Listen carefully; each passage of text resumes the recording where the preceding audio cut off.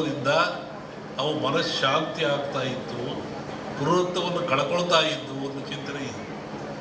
ಆನಂತರ ರಾಜರು ಮಹಾರಾಜಗಳು, ಇವತ್ತಿನ ರಾಜರಿಗೆ 10 ರೂಪಾಯಿ ಕೊಡೋ ಶಕ್ತಿ ಇಲ್ಲ ಸರ್ಕಾರದನ್ನು.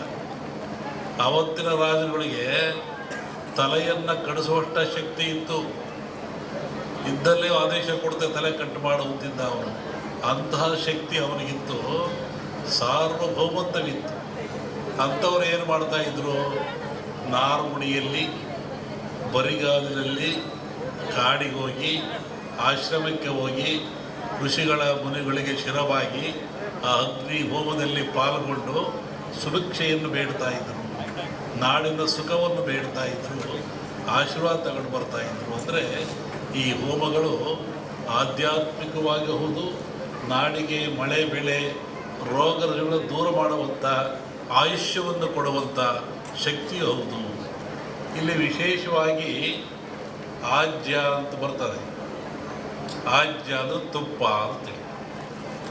ನಾನು ಬರ್ತಾ ಬೆಳಿಗ್ಗೆ ಆಗಲೇ ಹೇಳ್ತಾ ಇದ್ದೆ, ನಮ್ಮ ಹತ್ರ ಬಂದಾಗ ಯಾವುದನ್ನು ಆಜ್ಯ ಅಂತ ಕರಿತೀವಿ, ಆಜ್ಯದ ಮಹತ್ವವೇನು? ಹಾಲು ಕರಿತೀರ ನೀವು, ಹಾಲನ್ನು ಕರಿತೀರ, ಅದರ ಆಯುಷ್ಯ ಎಷ್ಟು? ಹಾಲಿನ ಆಯುಷ್ಯ, ಹಾಲು ಕರೆದ ಹಾಲಿಗೆ ಆಯುಷ್ಯ ಎಷ್ಟು? 12 ಗಂಟೆ. ಹಾಲು ಕರೆದ 12 ಗಂಟೆ ಮೇಲೆ ಅದು ಕೆಟ್ಟು ಹೋಗ್ತದೆ, ಅದು ಹಾಳಾಗಿ ಹೋಗ್ತದೆ, ಉಪಯೋಗ ಬರೋದಿಲ್ಲ. ಮನುಷ್ಯ ಭಾಳ ಬುದ್ಧಿವಂತ. ಈ ಹಾಲನ್ನು ಕೆಡದಂಗೆ ಇಟ್ಕೊಂಡು ನಾನು ಉಪಯೋಗ ಮಾಡಬೇಕು ಅಂತಾನೆ. ಅವನೇನು ಮಾಡ್ತಾನೆ, ನೀವೇನು ಮಾಡ್ತೀರಿ? ಬೆಂಕಿ ಹಾಕ್ತೀರಾ, ಅಂದರೆ ಹಾಲನ್ನು ಕಾಸ್ತೀರಾ. ಹಾಲನ್ನು ಕಾಸ್ತೀರಾ, ಕೆಂಪು ಕಾದ ಮೇಲೆ ಆರಿಸಿ ಅದಕ್ಕೆ ಹೆಪ್ಪಾಕ್ತೀರಾ, ಹುಳಿ ಹಾಕ್ತೀರಾ. ಅದೇನಾಯಿತು? ಮೊಸರಾಯಿತು. ಹಾಲಿನ ಆಯುಷ್ಯು 12 ಗಂಟೆ, ಮೊಸರಾದ ಕೂಡಲೇ 24 ಗಂಟೆ. ಯಾತ್ರಿಂದ ಆಯಿತು? ಬೆಂಕಿಯ ಸಂಸ್ಕಾರದಿಂದ ಹಾಲು ಹೆಪ್ಪಾಗಿ ಮೊಸರಾಯಿತು. ಮೊಸರು 24 ಗಂಟೆ ಇರ್ತದೆ. ಹತ್ತೇನಾಯಿತು? ಅದಕ್ಕೆ ಮಂಥನ ಮಾಡಿದ ಮನುಷ್ಯ, ಕಡದ, ಅದಕ್ಕೆ ಚಲೆಯನ್ನು ಕೊಟ್ಟ. ಆವಾಗ ಬೆಣ್ಣೆ ಆಯಿತು, ಮಜ್ಜಿಗೆ ಆಯಿತು. ಬೆಣ್ಣೆ ಆಯುಸ್ಸೆಷ್ಟು? ಮಜ್ಜಿಗೆ ಆಯುಸ್ಸೆಷ್ಟು? ಮಜ್ಜಿಗೆ ಆಯಸ್ಸು 2 ದಿನ. ಒಂದಿನ ಸಿಹಿ ಮಜ್ಜಿಗೆ ಅಂತಾರೆ, 2ನೇ ದಿನ ಹುಳಿ ಮಜ್ಜಿಗೆ ಅಂತಾರೆ. ಹುಳಿ ಮಜ್ಜಿಗೆಯನ್ನು ಅನೇಕ ರೀತಿಯ ಕಾಯಿಲೆಗಳು ಉಪಯೋಗ ಮಾಡ್ತಾರೆ, ಪ್ರಾಣಿಗಳಿಗೆ ಎಲ್ಲದೂ. ಈ ಬೆಣ್ಣೆ ಆಯುಸ್ಸೆಷ್ಟು? ಈ ಬೆಣ್ಣೆ ಆಯುಸ್ಸು 1 ವಾರ. ಇದನ್ನು ನವನೀತ ಅಂತ ಕರೀತಾರೆ. 9 ಕಾಯಿಲೆಗಳನ್ನು ಹುಷಾರು ಮಾಡತಕ್ಕಂಥ ಶಕ್ತಿ ಇದು ಬೆನ್ನೆ ಇರ್ತದೆ. ಬೆನ್ನೆಲ್ಲಿ ಹೆಂಗೆ ಬಂತು? ಬೆಣ್ಣೆಯಲ್ಲಿ ಹೆಂಗೆ ಶಕ್ತಿ ಅಂದರೆ, ಹಸು ಹಾಲಂತ ಹುಲ್ಲಂತ ತಿಂತದೆ, ಗಿಡಮೂಲಿಕೆ ಅಂತ ತಿಂತದೆ, ಕಾಡಿಗೆ ಹೋಗ್ತದೆ, ನಡೆದಾಡ್ತದೆ. ಆ ತಿಂದು ಬಂದು ಹಾಲನ್ನು ಕೊಡ್ತದೆ. ನೀವು ಮೊಸರು ಮಾಡಿ ಎಪ್ಪಾಕಿ ಬೆಣ್ಣೆ ಮಾಡಿರಿ. ನೋಡಿ, ಇಲ್ಲೂ ಗಿಡಮೂಲಿಕೆ ಬಂತು, ಹಸುವಿನಲ್ಲಿಯೂ ಸಹ ಗಿಡಮೂಲಿಕೆ ಬಂತು. ಆ ಹುಲ್ಲನ್ನು ತಿನ್ನುವುದರಿಂದ ಅದು ಬೆಣ್ಣೆ ಹಾಲು ಪರಿವರ್ತನೆ ಆಯಿತು. ಈ ಬೆಣ್ಣೆ 1 ವಾರ ಆದಮೇಲೆ ಮತ್ತೇನು ಮಾಡ್ತಾನೆ ಮನುಷ್ಯ? ತುಪ್ಪ ಮಾಡ್ತಾನೆ. ಅದನ್ನು ಕಾಸಿ ಅದಕ್ಕೆ ತುಪ್ಪ ಮಾಡ್ತಾನೆ. ತುಪ್ಪದ ಆಯಸ್ಸು ಎಷ್ಟು? 100 ವರ್ಷ. ನೋಡಿ, 12 ಗಂಟೆ ಹಾಲು ಸಂಸ್ಕಾರದಿಂದ ಏನಾಯಿತು? ತುಪ್ಪು ಆಯಿತು. ಅದರ ಆಯುಷ್ಯು 100 ವರ್ಷ. ಕ್ರೂರವಾದ ಪ್ರಾಣಿಗಳಿರ್ತವೆ. ಆ ಪ್ರಾಣಿಗಳು ಸಹಿತ ಮನುಷ್ಯನನ್ನು ಹಿಂಸೆ ಮಾಡಲ್ಲ. ಈ ಯಜ್ಞ ಮಾಡೋದ್ರಿಂದ, ಹೋಮ ಮಾಡೋದ್ರಿಂದ, ಆ ಬಂದ ಧೂಮದಿಂದ ಮನಸ್ಸು ಪರಿವರ್ತನೆಯಾಗಿ ಶಾಂತ ಸ್ವಭಾವಕ್ಕೆ ಬರ್ತವೆ. ಆವಾಗ ಮನುಷ್ಯನೊಂದಿಗೆ ಅವು ಸ್ನೇಹಿಗಳಾಗ್ತವೆ. ಅನೇಕ ಕಥೆಗಳನ್ನು ಕೇಳಿದ್ದೀವಿ. ಸ್ವಾಮಿಗಳಿದ್ದರು, ಅಲ್ಲಿ ಹುಲಿ ಬರ್ತಾ ಇತ್ತು, ಸಿಂಹ ಬರ್ತಾ ಇತ್ತು, ಹುಲಿ ಮೇಲೆ ಸ್ವಾಮಿಗಳು ಹೋಗ್ತಾ ಇದ್ದರು. ಅಂದರೆ ಯಜ್ಞ ಯಾಗಾದಿಗಳ ಫಲದಿಂದ ಬರುವಂಥ ಹೋಮಾದಿಗಳ ಧೂಮದಿಂದ ಅವು ಮನಃಶಾಂತಿ ಆಗ್ತಾ ಇತ್ತು, ಕ್ರೂರತ್ವವನ್ನು ಕಳ್ಕೊಳ್ತಾ ಇದ್ದು ಒಂದು ಚಿಂತನೆ ಇದೆ.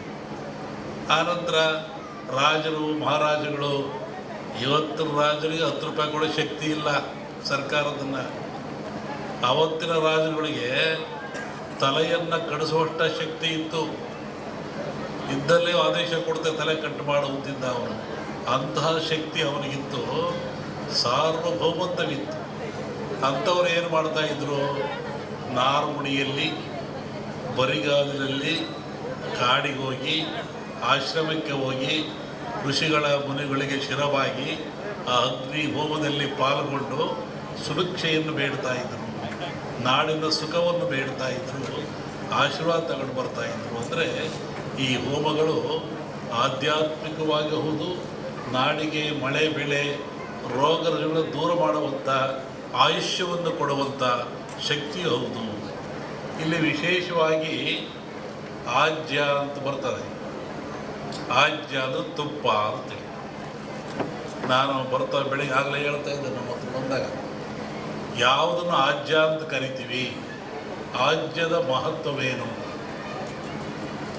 ಹಾಲು ಕರಿತೀರ ನೀವು, ಹಾಲನ್ನು ಕರಿತೀರ, ಅದರ ಆಯುಷ್ಯ ಎಷ್ಟು? ಹಾಲಿನ ಆಯುಷ್ಯ, ಹಾಲು ಕರೆದ ಹಾಲಿಗೆ ಆಯುಷ್ಯ ಎಷ್ಟು?